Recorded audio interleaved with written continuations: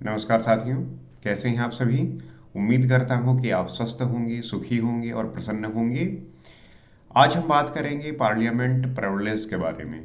जैसा आपको पता है कि जो हमारे सांसद होते हैं, जो हमारे विधायक होते हैं, और चाहे लोकसभा हो, राज्यसभा हो या विधानसभा हो, सभी के अपने जो है प्रिविलेजेस होते हैं, उनकी अपनी जो है शक्तियां होती हैं।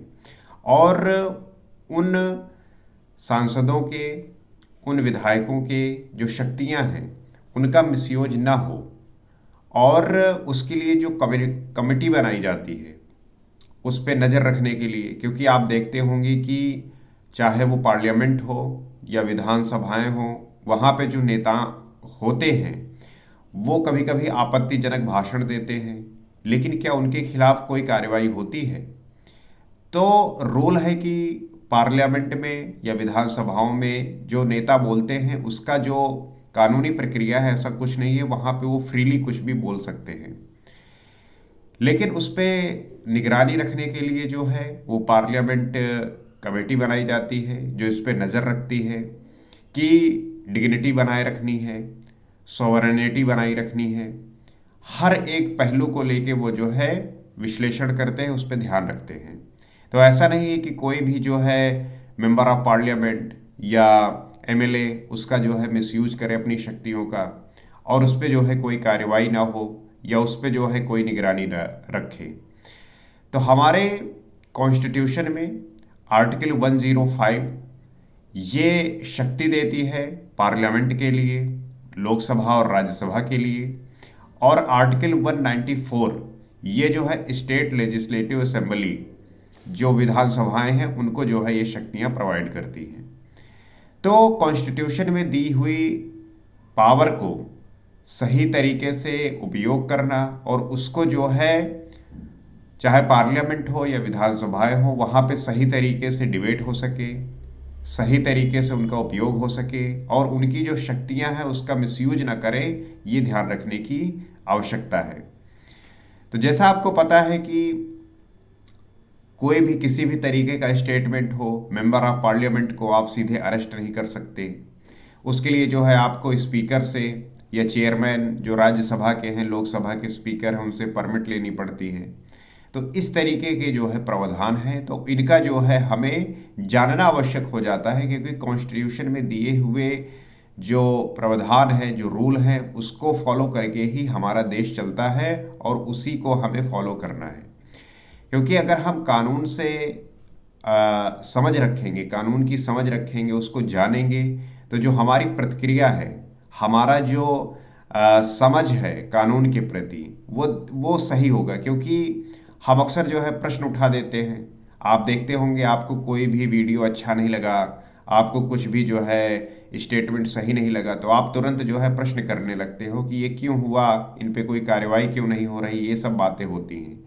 लेकिन जब आपको सारे कायदे कानून पता होते हैं, तब आप फिर ऐसा प्रश्न नहीं करते, क्योंकि जो वहाँ पे वो चीज़ें हो रही हैं वो भी उस बात से अवेयर हैं, तभी जो है वो उस बात को कर रहे हैं। तो जब आप भी इस बात से अवेयर होंगे तो ज़्यादा इस बात को लेके उत्सुक नहीं होंगे, आप जो है उत्तेजना में आके जो है इस चीज़ को अपना राय प्रस्तुत नहीं कर देंगे, अपनी कोई बात नहीं रख देंगे।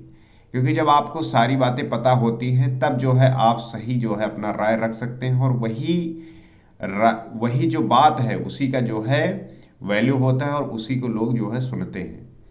तो हमें कॉन्स्टिट्यूशन में दिए हुए सारे आर्टिकल को जब आप पढ़ेंगे और उसका ध्यान रखेंगे, तब आपको पता चलेगा कि देश में जो भी चीज़ें हो रही हैं उसके पीछे का कारण क्या है, वो जो हो रहा है उसमें कमी क्या है। अगर आपको उसके विरोध में, अगर उसके खिलाफ में कोई चीज़ लग रही है, तब जो है आप उसका विरोध करिए। और इसी वजह से हम कॉन्स्टिट्यूशन को एक वो अहमियत जो देते हैं, और उसका जो हम ट्रस्ट करते हैं, उसको पालन के लिए हम जो है तरह तरह के चीज़ें प्रयोग करते हैं, तो उसका हम ध्यान रख सकते हैं। तो हमें अपने कानून को, अपने जो हमारे संविधान में लिखा हुआ है उसको फॉलो करते हुए, उसको जानते हुए अपने हम बात को रख सकेंगे, जान सकेंगे। तो लोकसभा में जो है ये जो कमेटी बनाई जाती है, इन पे नज़र रखने के लिए, लोकसभा लगभग 15 मेंबर जो है नियुक्त करती है और राज्यसभा 10 करती है। जो स्टेट लेजिस्लेटिव असेंबली होती है, विधानसभाएं होती हैं, वहाँ पे 9 से लेके 15 तक जो है वो मेंबर अब नॉमिनेट होते हैं। अब जैसे कि महाराष्ट्र में है, वहाँ पे अभी 9 है। तो इस प्रकार से जो है ये चीज़ें काम करती हैं और होती हैं।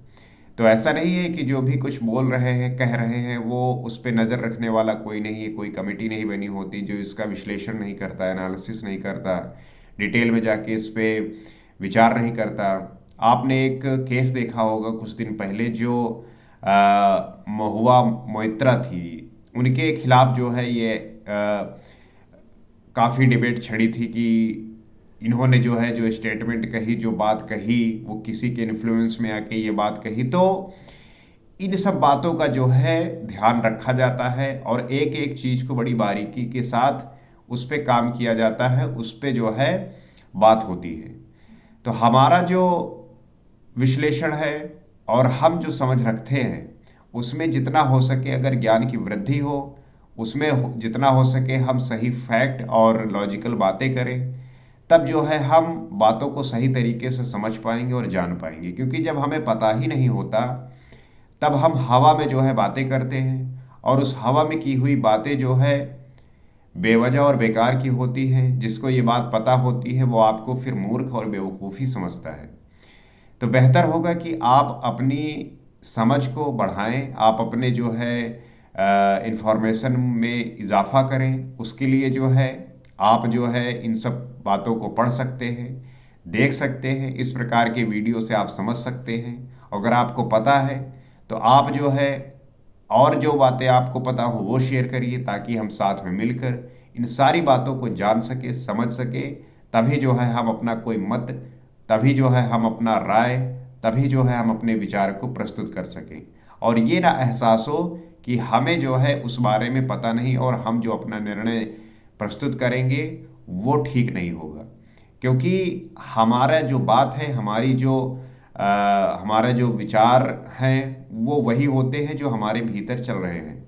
तो जब हम उसे प्रकट करेंगे सही तरीके से, सही नॉलेज के साथ, सही लॉजिक के साथ, तब वो चीज़ें जो है कन्वे होंगी और सही तरीके से वो आपके भीतर उतरेंगी। तो यही उम्मीद करते हुए कि आप इससे अवगत होंगे।